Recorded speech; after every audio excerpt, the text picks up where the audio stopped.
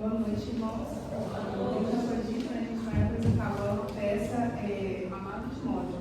São as cartas de Paulo a Timóteo. Ali, em seu último momento, Paulo estava preso, ele escreve essas cartas de ânimo, para que Timóteo não desista da fé, para que Timóteo continue firme.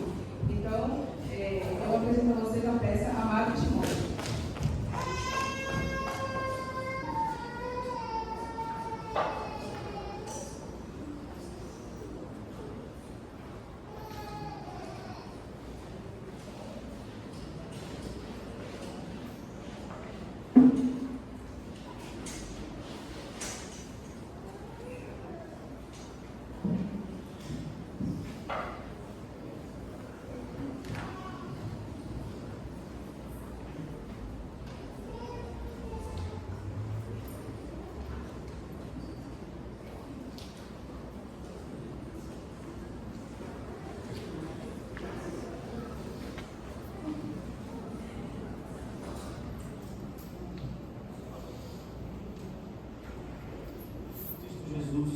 Que há de julgar os vivos e os mortos, eu o exorto solenemente.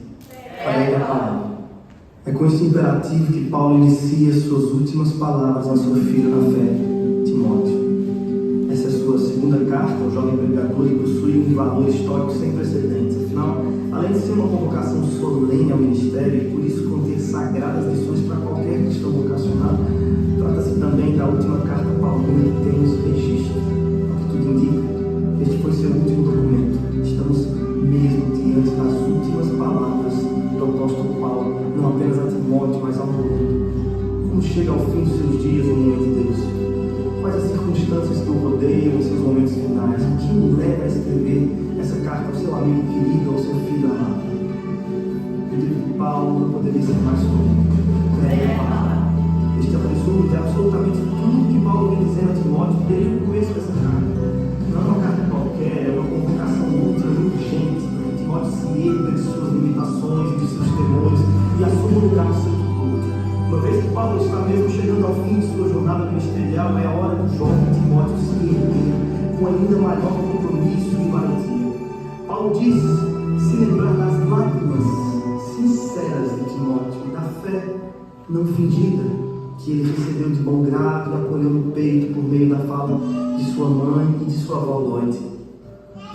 Deus não nos deu espírito de covardia, mas de poder e amor e equilíbrio. Foi o que Paulo lembrou a Timóteo no primeiro capítulo dessa carta, enquanto fazia referência à santa vocação que Cristo nos fez. Evite conversas inúteis e profanas, enfatizou Paulo no segundo capítulo.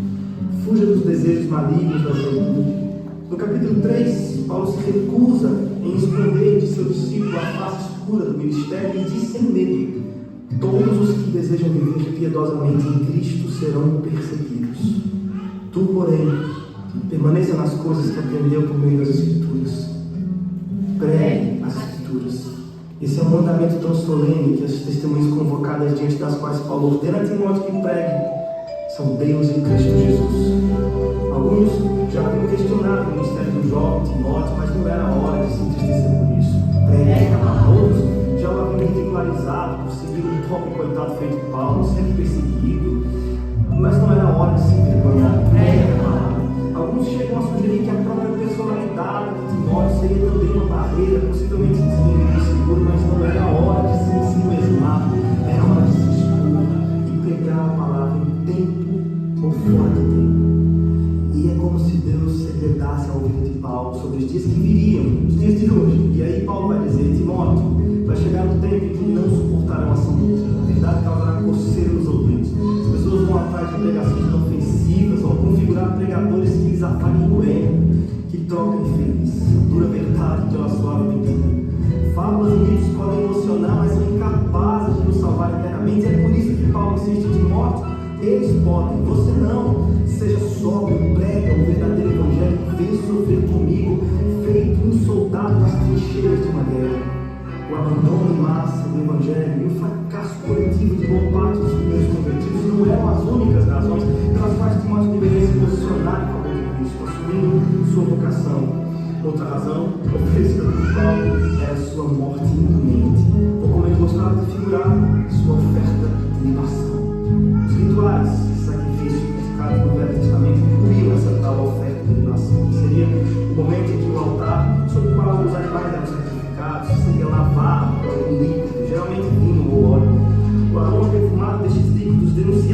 que já estavam chegando no fim da cerimônia. Essa foi a figura usada por Paulo para descrever sua morte. Ele não desenha essa tela com cores densas, escuras, mas com o vinho vermelho de um vinho sendo aspergido. Não tem cheiro de medo ou luto. Sua morte tem cheiro de vida e festa. As rimas não são azedas e melancólicas, não. Sua morte rima como um doce do vinho. E este é precisamente o convite de Paulo a Timóteo. Vem sofrer comigo. Recebemos um tesouro para guardar aqui. Nosso peito tem segredo, só se pode ver. Se olhar de perto e provar da alegria que é chorar. Se sofrer comigo, feito um soldado em Cristo se ancorar. Sei em quem eu creio, estou certo de que tem poder e é santa vocação que Ele nos deu. Acreditar no Evangelho e caminhar seguro até sozinho. Acreditar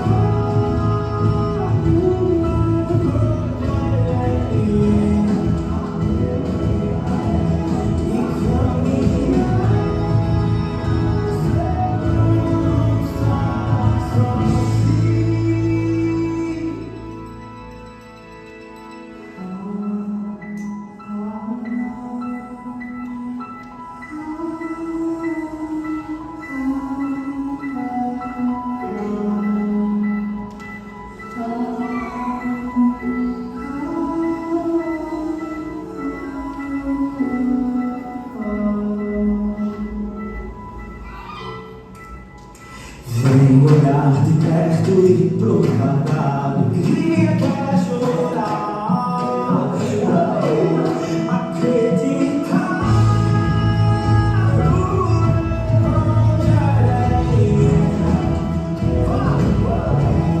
e caminhar seguro até sozinho, seguro até sozinho.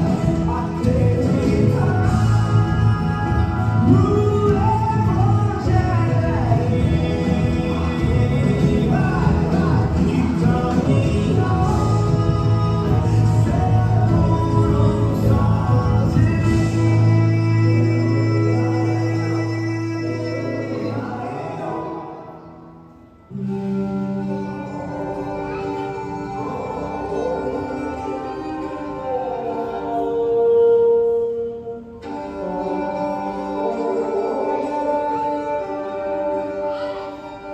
Alexandre o Ferreiro causou muitos males, o Senhor lhe dará a retribuição do que fez.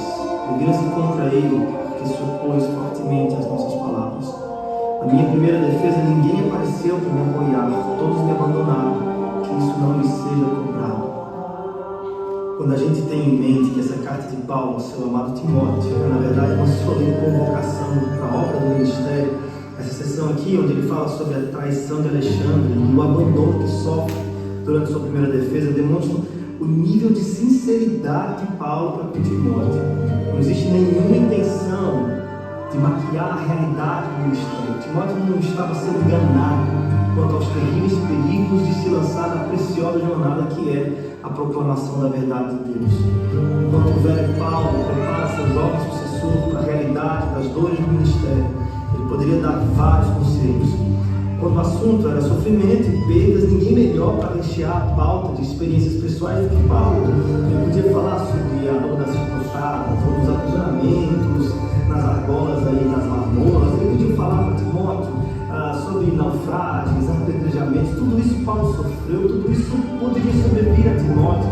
Mas o que Paulo considera de singular importância, no fim das contas, é preparar Timóteo para a traição no campo. Timóteo, Alexandre, isso dói. Se até mesmo o nosso Cristo teve que passar pelo amargo acontecer de um beijo amigo que o levou diretamente aos braços de seus perseguidores, está em Paulo vivo de sofrer o mesmo? Deveria Timóteo se enganar contra a real possibilidade de provar também em sua face esse beijo? Ao que tudo indica, segundo alguns comentaristas, Alexandre teria sido alguém influente com quem Paulo poderia ter contato durante seu período de julgamento, mas ao invés de oferecer ajuda no caso de Paulo, Alexandre teria sido seu principal opositor durante a sessão de sua defesa. Como se não bastasse mais estar o velho Paulo, lançado feito um animal amarrado em sua presa, se levanta com dificuldade para falar em sua defesa, mas quando olha ao seu redor, encontra os magistrados, seus perseguidores estão lá, tem até os curiosos, mas não acha sequer um moço amigo, velho. Paulo está vivendo seus dias mais difíceis em absoluta solidão. Ele que tanto desejou partilhar o sofrimento de Cristo, se vê agora como um abandonado por seus amigos. E de não suportar essa pressão, sem amaldiçoar a si mesmo, sem desacreditar a sua própria jornada. Valeu a pena, Paulo. Vê bem ali ao seu redor, gastou sua vida em favor de tanta gente, abraçou tanto por ele. E no dia de sua terrível dor, quantos estão aqui para lhe devolver esse abraço? Valeu a pena, velho Paulo.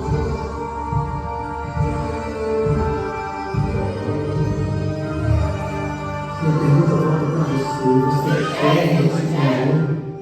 Olhe bem para esse texto e me responda, quer mesmo correr o risco de chegar nos últimos dias de sua jornada como um velho Paulo, como seu Cristo? Olhe bem, veja bem, se você começar a se envolver demais com esse negócio de igreja, de Cristo, de evangelho, você vai ter que começar a perder algumas coisas que qualquer um considera em grande estima. Se seu envolvimento chegar até o pescoço, é possível que perca alguns amigos, talvez aquela promoção tão sonhada na carreira profissional, porque as ideias do evangelho vão bagunçar sua cabeça de uma forma bem estranha a princípio. E você corre sérios riscos de ter de reconfigurar sua postura pública e privada. Você quer esse evangelho? Se chegar ao ponto de envolver-se até submergir no oceano desse evangelho e já não saber mais quem é você e quem é Cristo, aonde começa Cristo em você e até onde vai você em Cristo, você pode chegar sim ao ponto de estar sozinho e escrever para algum amigo distante: ei, me envia aí uma carta e alguns livros. Mas as Escrituras garantem que não é possível de forma nenhuma que você chegue ao seu último dia sem a presença do mesmo Cristo que o encontrou, com o mesmo olhar compassivo que acolheu. Paulo continua o texto dizendo: mas o Senhor permaneceu ao meu lado e me deu forças para que por mim a mensagem fosse plenamente proclamada. O Senhor me livrará de toda obra maligna e me levará a salvo para o seu reino celestial. A Ele seja glória para todos sempre. Amém. O convite do velho Paulo ao seu amado Timóteo não era para se jogar em absoluta insegurança no mar revolto, afinal de contas, não. Era o oposto. O convite de Paulo era para que Timóteo subisse a um navio mais firme. Aliás, que subisse na rocha inabalável que é Cristo. Por isso a insistência: Timóteo, eles podem regredir, pode acontecer que aquele lá te trair e o outro te machucar. Na verdade, vai acontecer de muitos virarem as costas para o evangelho que você proclama. Tu, porém, permaneça firme. Timóteo, eles podem, você não. Na realidade do Evangelho, a realidade das coisas costuma ganhar outras cores. Morte aqui tem cheiro de vida. O choro às vezes ganha contornos amarelos e soa festivo. Na realidade subversiva do Evangelho, é dano que se recebe. Enquanto Paulo está aos olhos de todos ali no tribunal, sozinho, abandonado, sujo, doente, ele vive na verdade seus momentos de maior alegria. Ao relatar esse episódio, ele deixa escapulir uma pequena e bela canção de louvor. A Ele seja a glória para todos sempre. Amém. Ele nunca esteve tão bem acolhido como em sua solidão. Na realidade do Evangelho, a realidade das coisas costuma ganhar outras cores. Estamos caminhando para as últimas palavras dessa carta. As últimas palavras registradas do grandioso Paulo. Aliás, pobre, coitado e aprisionado, Paulo, porque na realidade do Evangelho, a realidade das coisas é outra. Saudações a Priscila e Áquila e a casa de Onesíforo. Erasto permaneceu em Corinto, mas deixei Trófimo doente em Mileto. Procure vir antes do inverno. Eu, Prudente, Lino, Cláudio e todos os irmãos enviam-lhe saudações. O Senhor seja com seu espírito, a graça seja com você. Como chega ao fim de sua jornada no nome de Deus? Paulo chegou assim, aparentemente sozinho, mas nenhuma gota de amargura no peito. Antes, saudações e gratidão são exaladas por meio de suas palavras. Ele faz menção de amigos queridos com quem dividiu momentos importantes na fé. Priscila e Áquila haviam partilhado a estrada missionária com Paulo em ocasiões passadas.